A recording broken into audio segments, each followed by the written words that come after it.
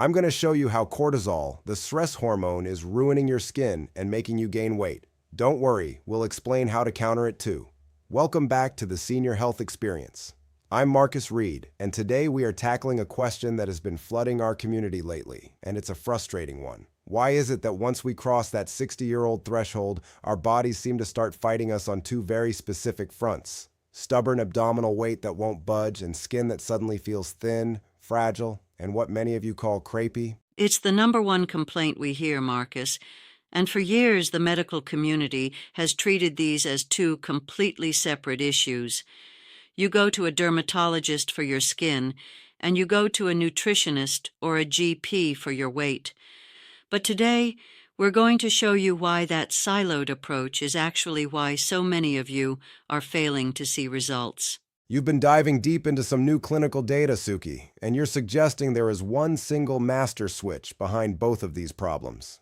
Exactly. We're talking about the cortisol-collagen loop.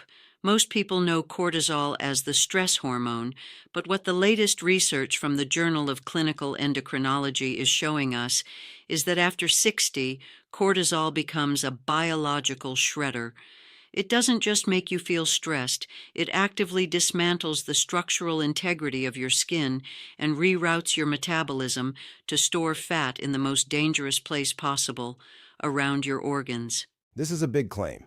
We're saying that by fixing this one hormonal signal, we can actually address the belly and the skin at the same time? Not just can, Marcus, we must.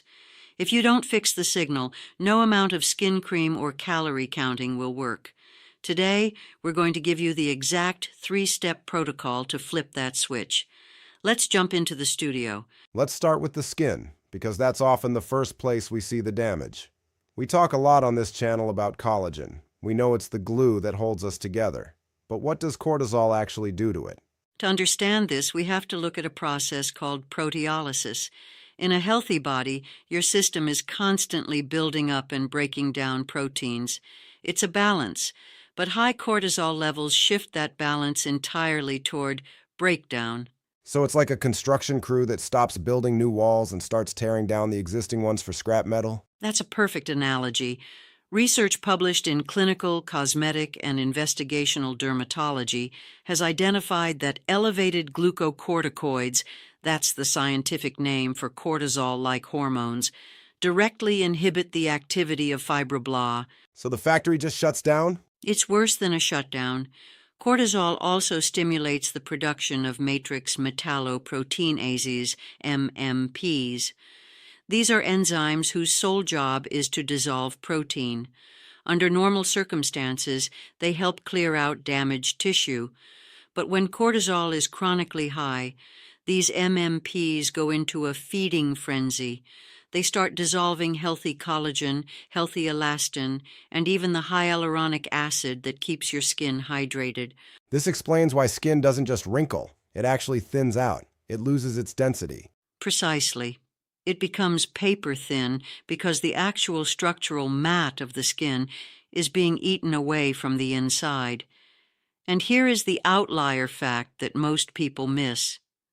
The skin on your arms and your face has a very high density of cortisol receptors. That's why you see the aging there first. And meanwhile, that same hormone is doing something very different at the waistline. Exactly. While cortisol is a catabolic hormone for your skin, meaning it breaks things down, it is anabolic for visceral fat. It builds fat around the midsection. This is the cortisol paradox. It thins your skin and your limbs, but it thickens your belly. I see this in the comments every day. People saying, "Marcus, my legs are getting skinnier, but my stomach is getting bigger. I look like a different person." That is the classic cortisol silhouette. Your body is literally pulling resources from your skin and muscles and storing them as deep abdominal fat to protect you from what it perceives as a survival threat. Okay, so we've identified the enemy. It's this rogue cortisol signal. Let's get into the how-to. You've outlined 3 rituals. The first one is what you call the glucose buffer. Why is this the starting point? Because for most seniors, the biggest cortisol spike they experience every day isn't from work or family stress. It's from their breakfast. Their breakfast, even if they're eating healthy stuff like fruit or whole grain toast? Especially then, as we age, our insulin sensitivity naturally declines. When you eat a carbohydrate-heavy meal on an empty stomach, your blood sugar spikes. Your body sees this massive surge of glucose as a metabolic emergency. In response, the adrenal glands pump out cortisol to help regulate that energy. So by trying to fuel up for the day, we are accidentally triggering the collagen shredder before 9 a.m. Every single day. But there is a research-backed way to stop this, and it's remarkably simple. We call it the protein-first sequence.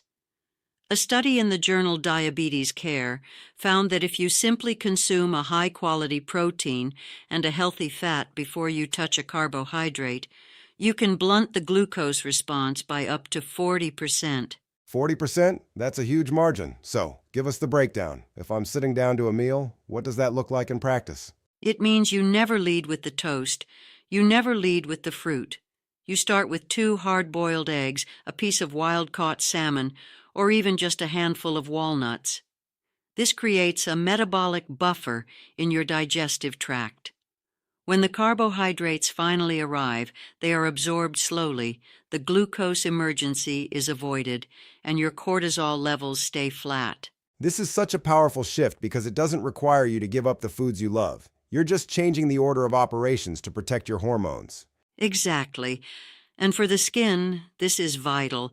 High blood sugar leads to glycation, where sugar molecules attach to collagen fibers and make them brittle. By buffering your glucose, you're protecting your skin from 2 angles. You're stopping the cortisol shredding, and you're stopping the sugar brittling.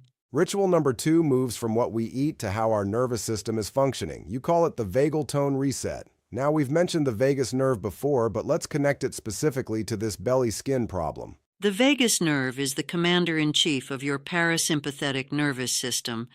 That's your rest, digest, and repair mode. If your vagus nerve is weak, meaning it has low tone, your body stays stuck in sympathetic mode. That's fight or flight. And fight or flight is the home of cortisol. Exactly. Research from the International Journal of Psychophysiology shows that seniors with low vagal tone have significantly higher levels of visceral fat and much slower rates of skin cell turnover. If you don't turn on the vagus nerve, your body never gets the signal that it's safe to build collagen or burn belly fat. So how do we turn it on? Is this about meditation? Because I know a lot of our viewers find it hard to sit still for 30 minutes. It's actually much faster than that. We use a technique called resonance frequency breathing. The research shows that breathing at a rate of exactly 5.5 breaths per minute, which is about a 5-second inhale and a 5-second exhale, synchronizes your heart rate with your breath and shocks the vagus nerve into action. Just 5 seconds in, 5 seconds out? Yes, but the timing is what makes it a ritual. You do this for exactly 5 minutes right before you eat your largest meal. Why then? Because, as we discussed, if you eat while stressed, you won't absorb the nutrients. To build skin, your body needs amino acids like glycine and proline. But if your vagus nerve is off, your stomach acid production drops, and you can't break down those proteins. You could be eating the most expensive collagen peptides in the world, but if your vagus nerve isn't active, you're just wasting your money. So, by doing this 5-minute breathing reset, we are basically opening the gates for the nutrients to actually reach our skin. Precisely. You're shifting the environment from storage and breakdown to digestion and repair. It's the single most effective way to lower your baseline cortisol throughout the day. We've fixed the meal timing, we've fixed the nervous system. Now let's talk about ritual number 3, the cortisol blunter. This is about a very specific nutrient that the research is quite excited about. We're talking about phosphatidylserine, or PS for short. This is a phospholipid that is naturally present in our cell membranes. But as we age, our levels tend to decline. Why this is an outlier for senior health is because of its ability to dampen the HPA axis, the communication line between your brain and your adrenal glands. So it's like a mute button for the stress signal? Exactly. A double-blind study published in the European Journal of Clinical Pharmacology showed that individuals who supplemented with phosphatidylserine had significantly lower cortisol responses to both physical and emotional stress.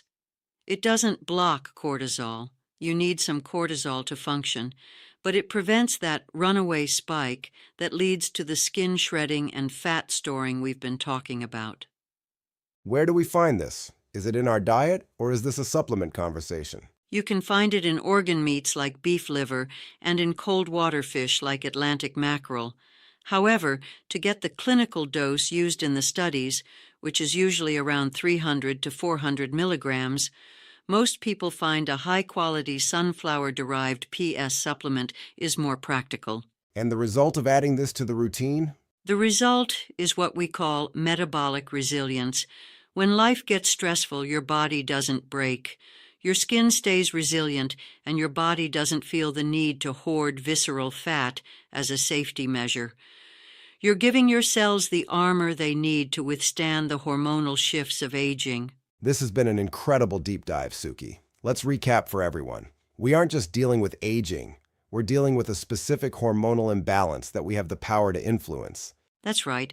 By using the glucose buffer to stop the sugar spikes, the vagal tone reset to turn on our repair mode, and phosphatidylserine to blunt the excess stress signal, we can actually reverse that cortisol silhouette.